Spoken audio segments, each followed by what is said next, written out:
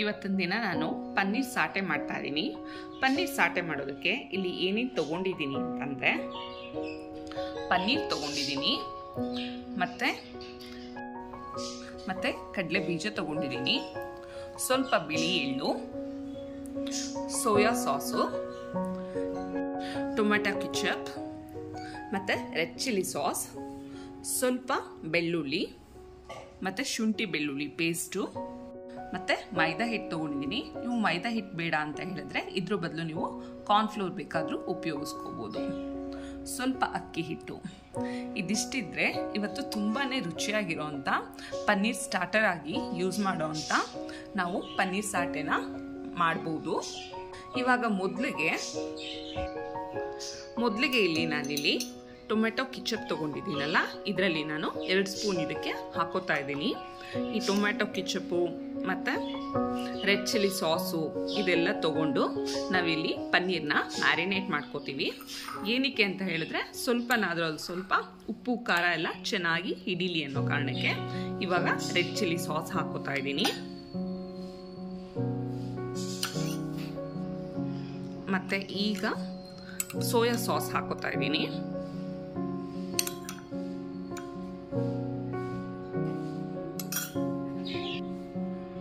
ಮತ್ತೆ ಶುಂಠಿ ಬೆಳ್ಳುಳ್ಳಿ ಪೇಸ್ಟ್ ಹಾಕೋತಾ ಇದ್ದೀನಿ.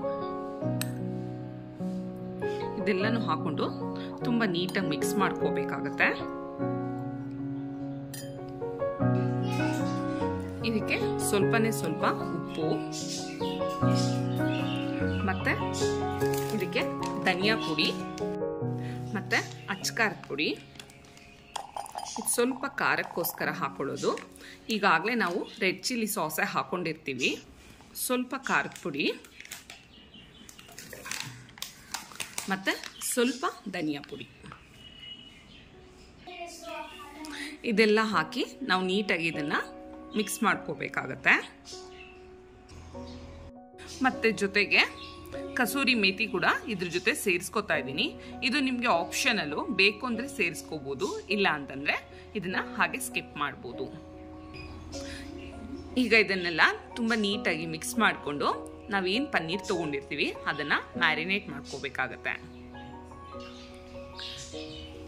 ಈಗ ಈ ಪನ್ನೀರ್ನೆಲ್ಲ ನಾನು ಇದರಲ್ಲಿ ಮ್ಯಾರಿನೇಟ್ ಮಾಡ್ತಾ ಇದ್ದೀನಿ. ಇದು ಒಂದು 10ರಿಂದ 15 ನಿಮಿಷ ಇದರಲ್ಲಿದ್ದರೆ ಸಾಕಾಗತ್ತೆ, ಮ್ಯಾರಿನೇಟ್ ಆದರೆ ಸಾಕಾಗತ್ತೆ. ಅಕಸ್ಮಾತ್ ನಿಮ್ಗೆ ಟೈಮ್ ಇತ್ತು ಅಂದರೆ ಒಂದು ½ ಅನ್ ಅವರೇ ಬಿಟ್ಟರು ಕೂಡ ಇನ್ನೂ ಚೆನ್ನಾಗಿ ಉಪ್ಪು ಖಾರ ಎಲ್ಲ ಇದರಲ್ಲಿ ಹಿಡಿಯುತ್ತೆ. ಅದಕ್ಕೋಸ್ಕರ ಈಗ ಇದನ್ನೆಲ್ಲ ನಾನು ಮ್ಯಾರಿನೇಟ್ ಮಾಡಿ ಇಟ್ಟಾಗಿದೆ. ಇದಿದೆ. ಈಗ ನಾನು ಬೇರೆ ಬೌಲ್ ತಗೊಂಡು ಅದಕ್ಕೆ ಸ್ವಲ್ಪ ಮೈದಾ ಹಿಟ್ಟು ಸೇರಿಸ್ಕೊತಾ ಇದ್ದೀನಿ.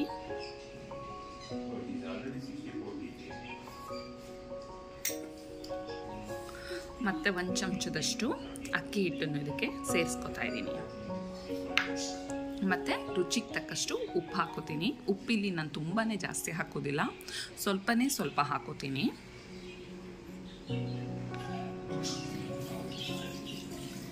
ಇದಿಷ್ಟನ್ನು ಈಗ ಚೆನ್ನಾಗಿ ನೀರು ಹಾಕಿ ಕಲಿಸ್ಕೋಬೇಕಾಗತ್ತೆ. ಇದಕ್ಕೆ ಚಿಟಿಕೆಯಷ್ಟು ಖಾರದ ಪುಡಿ ಸೇರಿಸ್ಕೊತಾ ಇದ್ದೀನಿ. ಮತ್ತು ಸ್ವಲ್ಪ ಶುಂಠಿ ಬೆಳ್ಳುಳ್ಳಿ ಪೇಸ್ಟು ಕೂಡ ಇದಕ್ಕೆ ಸೇರಿಸ್ಕೊತಾ ಇದ್ದೀನಿ. ಸೇರಿಸ್ಕೊಂಡು ನೀರು ಹಾಕಿ ಚೆನ್ನಾಗಿ ಕಲಿಸ್ಕೋಬೇಕಾಗತ್ತೆ.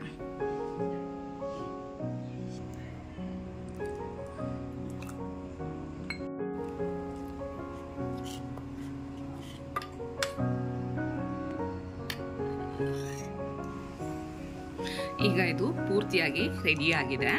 ಮತ್ತು ಈಗಾಗಲೇ ನಾವು ನೆನೆಸಿಟ್ಕೊಂಡಿರೋಂಥ ಪನ್ನೀರ್ ಕೂಡ ನೆಂದಿದೆ. ಇವಾಗ ಇದನ್ನೆಲ್ಲ ನಾವು ಪೂರ್ತಿಯಾಗಿ ಎಣ್ಣೆಯಲ್ಲಿ ಕರ್ಕೋಬೇಕಾಗತ್ತೆ. ಈಗಾಗಲೇ ನಾನಿಲ್ಲಿ ಎಣ್ಣೆನ ಕಾಯ್ದಕ್ಕೆ ಇಟ್ಕೊಂಡಿದ್ದೀನಿ. ಮತ್ತು ಇದರಿಂದ ನಾನು ಒಂದೇ 1 ಸ್ಪೂನ್ ಎಣ್ಣೆ ತೊಗೊಂಡು ಇದಕ್ಕೆ ಹಾಕೋತಾ ಇದ್ದೀನಿ. ಏನಕ್ಕೆ ಅಂದರೆ ತುಂಬ ಕ್ರಿಸ್ಪಿಯಾಗಿ ಬರಲಿ ಅನ್ನೋ ಕಾರಣಕ್ಕೋಸ್ಕರ.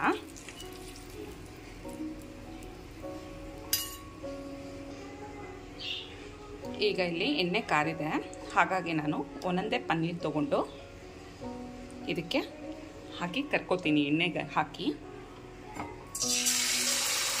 ಇದೇ ರೀತಿ ಎಲ್ಲ ಪನ್ನೀರ್ನು ಕೂಡ ನಾವು ಎಣ್ಣೆಯಲ್ಲಿ ಡೀಪ್ ಫ್ರೈ ಮಾಡಬೇಕಾಗತ್ತೆ. ನೋಡಿ, ಇಲ್ಲಿ ಎಲ್ಲವನ್ನು ಕೂಡ ಇದೇ ರೀತಿಯಾಗಿ ಹಾಕೊಂಡಿದ್ದೀನಿ. ಇದನ್ನು ತುಂಬ ಸಣ್ಣ ಉರಿನಲ್ಲಿ ಬೇಯಿಸಬೇಕಾಗತ್ತೆ, ಏಕೆಂದರೆ ಒಳಗಡೆ ಪನ್ನೀರ್ ಕೂಡ ಫುಲ್ ಕ್ರಿಸ್ಪಿಯಾಗಿ ಮೇಲ್ಗಡೆ ಲೇಯರ್ ಎಲ್ಲ ಬರಬೇಕಲ್ಲ, ಅದಕ್ಕೋಸ್ಕರ. ಇಲ್ಲಾಂದರೆ ಅದು ಮೇಲ್ಗಡೆ ಲೇಯರ್ ಎಲ್ಲ ಕಿತ್ತೋಗೋ ಚಾನ್ಸಸ್ ಇರುತ್ತೆ, ಅದಕ್ಕೋಸ್ಕರ.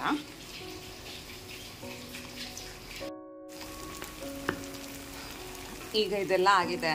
ಇದನ್ನು ನಾವು ಬೇರೆ ಸಪ್ರೇಟಾಗಿ ಒಂದು ಪ್ಲೇಟ್ಗೆ ತೆಗೆದಿಟ್ಕೊಬಿಡೋಣ.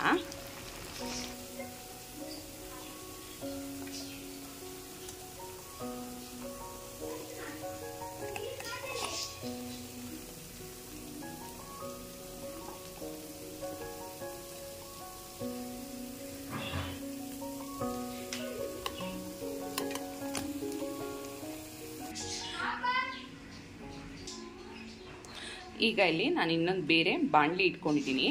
ಆ ಬಾಣಲಿಗೆ 1 ಸ್ಪೂನಷ್ಟು ನಾನಿಲ್ಲಿ ಎಣ್ಣೆ ಹಾಕ್ಕೊಂಡಿದ್ದೀನಿ. ಇದಕ್ಕೆ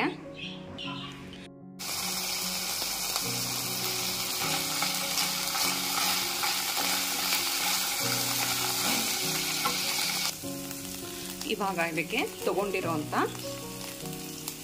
ರೆಡ್ ಚಿಲ್ಲಿ ಸಾಸ್ ಸೇರಿಸ್ಕೊತಾ ಇದ್ದೀನಿ. ಮತ್ತು ಸ್ವಲ್ಪ ಟೊಮೊಟೊ ಕೆಚಪ್ನು ಕೂಡ ಇದ್ರ ಜೊತೆಗೆ ಸೇರಿಸ್ಕೊತಾ ಇದ್ದೀನಿ. ಮತ್ತು 2 ಸ್ಪೂನಷ್ಟು ಸೋಯಾ ಸಾಸ್ನ ಸೇರಿಸ್ಕೊತಾ ಇದ್ದೀನಿ. ಇದೆಲ್ಲನೂ ನೀಟಾಗಿ ನೀವು ಮಿಕ್ಸ್ ಮಾಡ್ಕೋಬೇಕಾಗತ್ತೆ.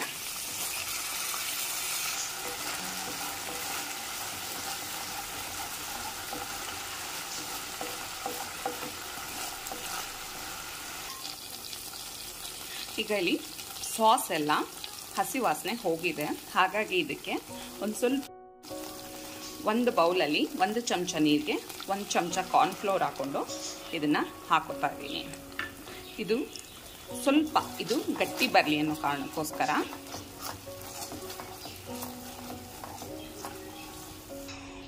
ಈಗ ಇದಕ್ಕೆ ಸ್ವಲ್ಪ ನೀರನ್ನು ಕೂಡ ಸೇರಿಸ್ಕೊಂಡಿದ್ದೀನಿ, ಎಲ್ಲಾನು ಸೇರಿಸಿದ್ದೀನಿ. ಮತ್ತು ಈಗಾಗಲೇ ಈ ಸಾಸ್ಗಳಲ್ಲೇ ಉಪ್ಪಿನಂಶ ಮತ್ತು ಖಾರ ಎಲ್ಲ ಇರೋದ್ರಿಂದ ಮತ್ತು ಇದಕ್ಕೆ ಎಕ್ಸ್ಟ್ರಾ ನಾವು ಉಪ್ಪು ಮತ್ತು ಖಾರ ಏನು ಸೇರಿಸೋ ಅವಶ್ಯಕತೆ ಇರೋದಿಲ್ಲ. ನಿಮ್ಗೇನಾದರೂ ತೀರಾ ಸಪ್ಪೆ ಅನಿಸಿದ್ರೆ ನೀವು ಇದಕ್ಕೆ ಸೇರಿಸ್ಕೋಬೋದು. ಈಗ ಇದಾಗಿದೆ. ಇಂಥ ಟೈಮಲ್ಲಿ ನಾವು ಕೊನೆಯದಾಗಿ ಗ್ಯಾಸ್ ಆಫ್ ಮಾಡಿ ಇಲ್ಲಿ 1-2-3 ಚಮಚದಷ್ಟು ಹನಿ ಸೇರಿಸ್ಕೊತಾ ಇದ್ದೀನಿ. ಇದೇನಕ್ಕೆ ಅಂತ ಹೇಳಿದ್ರೆ ಸ್ವಲ್ಪ ಸ್ವೀಟಿಶ್ ಆಗಿರುತ್ತೆ ಯಾವಾಗಲೂ, ಹಾಗಾಗಿ ಇದಕ್ಕೆ ಹನಿ ಸೇರಿಸ್ಕೊತಾ ಇದ್ದೀನಿ. ಹನಿ ಸೇರಿಸ್ಕೊಂಡು ಪೂರ್ತಿ ನೀವು ಇದನ್ನೆಲ್ಲ ಮಿಕ್ಸ್ ಮಾಡ್ಕೋಬೇಕಾಗತ್ತೆ.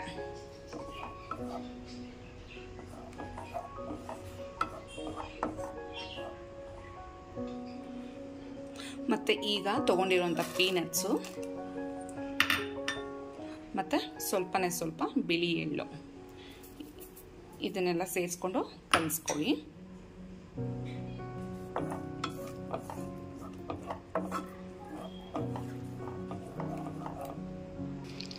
ಮತ್ತು ಇವಾಗ ನಾನು ಗ್ಯಾಸ್ ಹಚ್ಚಿದ್ದೀನಿ. ಇವಾಗ ನಾನು ಇದನ್ನೆಲ್ಲ ರೆಡಿ ಮಾಡಿ ಇಟ್ಕೊಂಡಿದ್ದೀನಿ. ಇದನ್ನು ಇದರಲ್ಲಿ ಹಾಕಿ 1-2-3 ನಿಮಿಷ ಇದು ಉಪ್ಪು ಖಾರ ಎಲ್ಲ ಹಿಡೀಲಿ ಅಂತ ಹೇಳಿ ಬಿಡ್ತೀನಿ.